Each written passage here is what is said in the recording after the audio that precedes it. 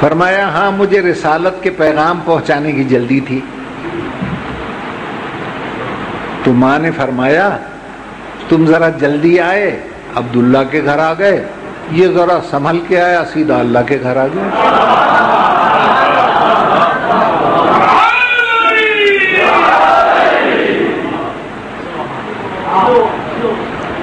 پیغمبر اکرم نے ہاتھوں پہ اٹھا لیا، توجہ چاہتا. اب جو منہ چومنا چاہا نا، علی نے ہمک کر ننھے ننھے ہونٹوں سے زبان رسالت قابو کر لی. زبان رسالت قابو کر کے دو کام کیے. ایک تو ماں کی طرف دیکھ کر مسکرا کر کہا ماں گواہ رہنا، اللہ کے گھر میں مجھے زبان دے رہا ہے.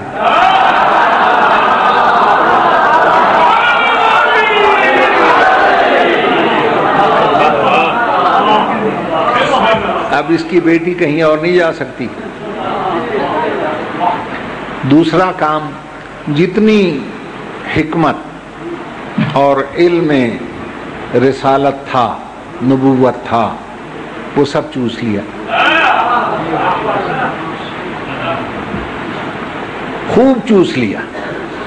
اور ایک جملہ اور کہہ دوں تاکہ آپ کی خاموشی ٹوٹ جائے، اور جو علی کے چوسنے سے بچ گیا وہ علی کے بیٹوں نے باپ کا مال سمجھ کے چوس لیا.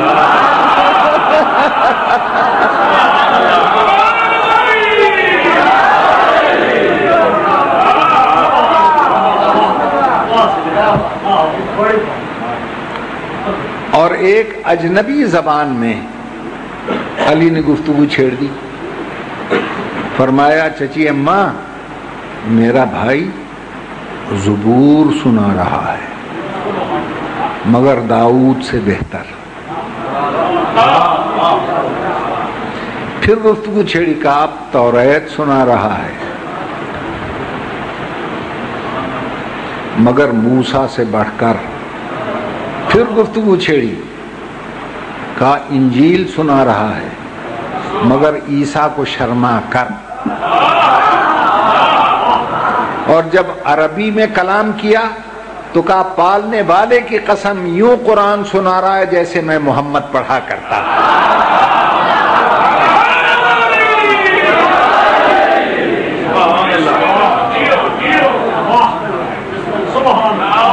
توجہ ہے نا صاحبان؟ الرحمن علم القرآن خلق الانسان.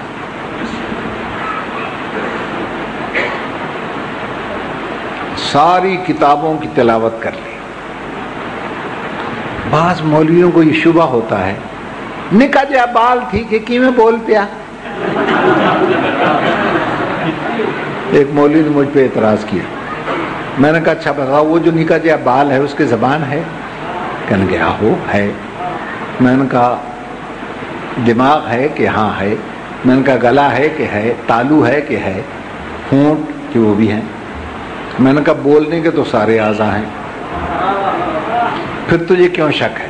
میں نے کہا اگر علی سے دشمنی ہے تو علی پر ایسا اعتراض مت کر جس سے توہین نبوت ہو جائے، ایسا اعتراض مت کر جس سے توہین رسالت ہو جائے. تجھے ابھی تک شک ہے کہ علی کیسے بول پڑا؟ علی پر یقین نہیں ہے تو کم از کم نبی کے ہاتھوں کی لاج رکھ، اس ہاتھ پہ تو پتھر بول پڑتا ہے. علی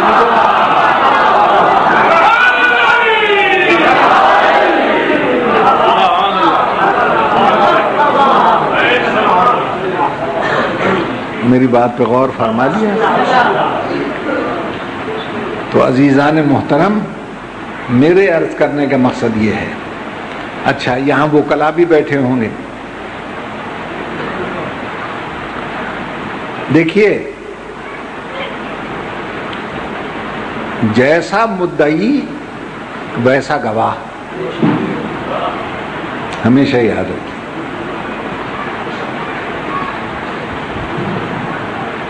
اور وکلا یہ کہا کرتے ہیں مدعی سے اگر کھٹ پٹ ہو جائے تو کوئی بات نہیں، اگر گواہ معمولی بھی ہو اس سے کبھی جھگڑا مول نہ لینا.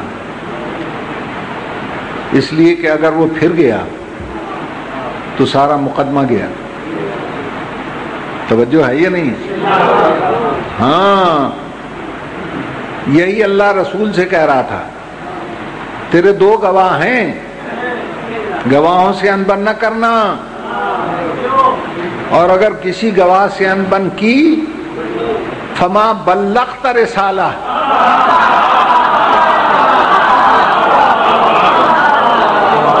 تو رسالت گئی. توجہ ہے نا صاحبان؟ یا ایھا الرسول بلغ ما انزل الیک من ربک فإن لم تفعل فما بلغت رسالہ. رسالت بچانی ہے تو گواہوں سے گڑبڑ نہ کرنا. توجہ ہے صاحبان؟ بس یاد رکھیے جو رسالت کے گواہ ہیں وہی اللہ کے بھی گواہ ہیں. میری بات پہ غور کیجیے. دنیا سمجھتی ہے کہ کربلا کا واقعہ امام حسین اور یزید کا جھگڑا تھا.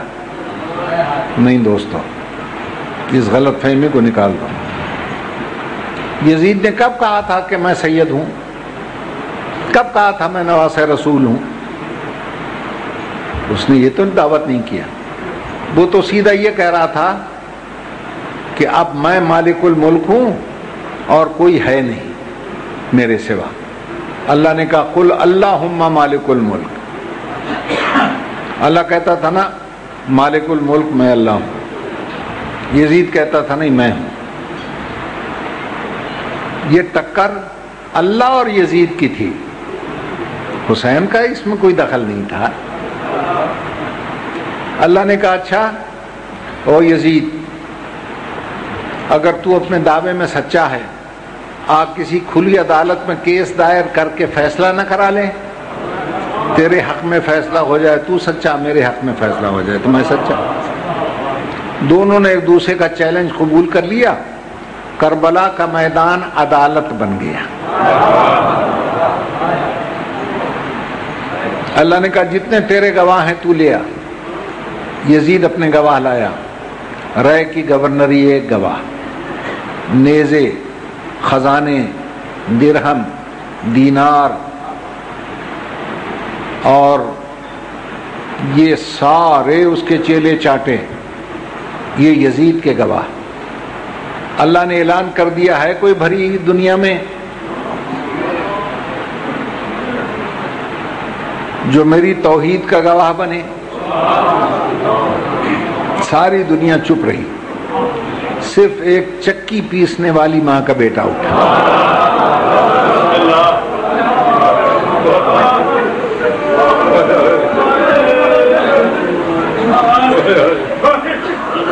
اس نے کہا یا اللہ تو فکر نہ کر، میں گواہی دوں گا تیری، اور ایسی گواہی دوں گا وعدہ کرتا ہوں قیامت تک ہر مسجد سے اشہد ان لا الہ الا اللہ کی آوازیں نہ آتی رہیں تو مجھے فاطمہ کا لال نہ کہنا.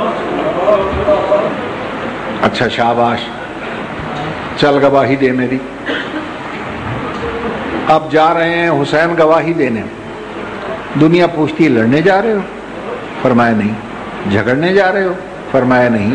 مقابلہ کسی سے کرنے؟ کہ نہیں. پھر کیوں جا رہے ہو؟ ایک جملہ فرماتے تھے میں جا رہا ہوں شہادت کے لیے. میں جا رہا ہوں شہادت کے لیے. شہادت کا مطلب ہوتا گواہی دینا. اللہ کے مالک ہونے کی میں گواہی دینے کے لیے جا رہا ہوں. اور عدالت میں پیش کرنے کے لیے جتنی ضروری دستاویز تھیں، جتنے ضروری کاغذات تھے، جتنے ضروری مثلیں تھیں، وہ حسین نے اونٹوں پہ رکھ لی.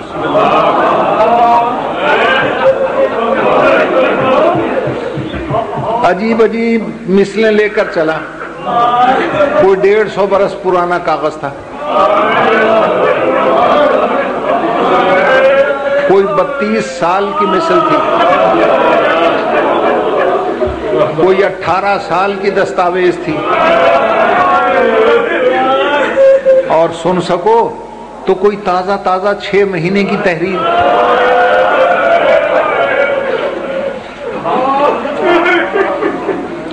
دو کو کربلا پہنچے، 2 سے لے کر 9 تاریخ تک حسین مقدمے کی ترتیب میں مصروف رہے. مقدمے کی تیاری کرتے کرتے 7ویں تاریخ سے اتنا مصروف ہو گیا، نہ کھانے کا ہوش رہ گیا نہ پانی کا ہوش.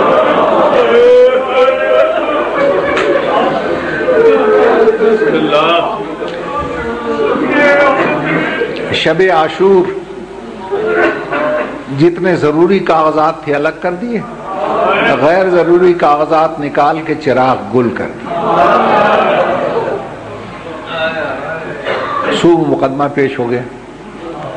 بہن کا کام تھا گواہ تیار کرنا، حسین کا کام تھا عدالت میں جا کر کھڑا کر دینا.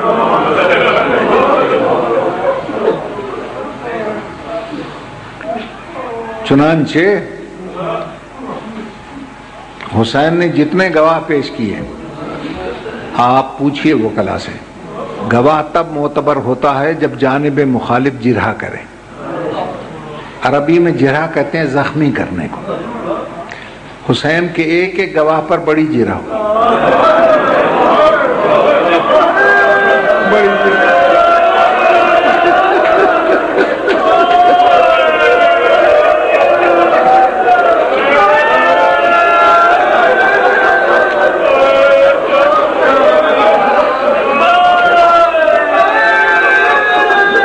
بڑی جرح ہو. اور سید صاحب ایک 13 سالہ مثل پر اتنی بحث ہوئی کہ اس کے پہلے صفحے پھٹ کے آخر میں چلے گئے. آخری صفحات پھٹ کے پہلے صفحے کی جگہ. اور صاحبان معرفت کے لیے ایک جملہ کہتا ہوں، جب ساری گواہیاں منظور ہو گئیں حسین کا چہرہ خوشی سے سرخ ہو گیا.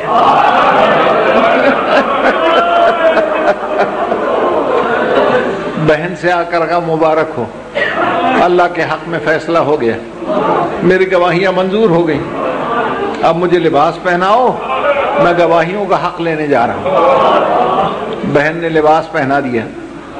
حسین گواہی کا حق لینے چلنے لگے. چلتے چلتے ایک دم کہا، میں سخی ابن سخی ہوں، احکم الحاکمین بہت بڑے بادشاہ کے پاس جا رہا ہوں، خالی ہاتھ جاتے ہوئے شرم آتی ہے. تمہارے پاس کوئی ایسا تحفہ ہے جو میں جا کر اپنے ہاتھوں سے دے دوں اسے؟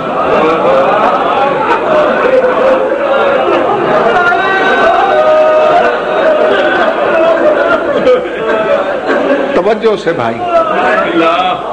بہن نے کہا میرے 2 ہیرے تھے وہ تیرے کام آ گئے. لیلا نے کہا میرا ایک عقیق تھا وہ تیرے کام آ گیا. حسن کی بیوہ نے کہا میرا ایک زمرد تھا وہ میں نے تجھے دے دیا. اب تو ہمارے پاس کچھ نہیں رہا. اچانک کونے سے کانپتی ہوئی آواز آئی بیوی رباب کی کہ میرے پاس ایک چھوٹا سا نیلم کا دانہ ہے.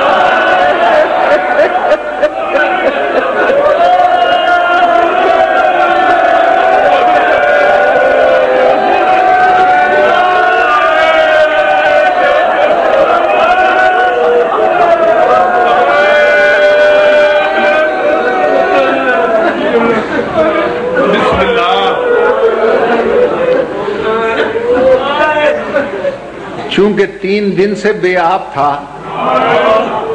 رنگ نیلا ہو گیا تھا. وہ نیلم بچہ لے کر ماں نے حسین کے ہاتھوں پہ رکھ دیا اور بچے کے ننھے ننھے پاؤں پکڑ لیے. کہا اصغر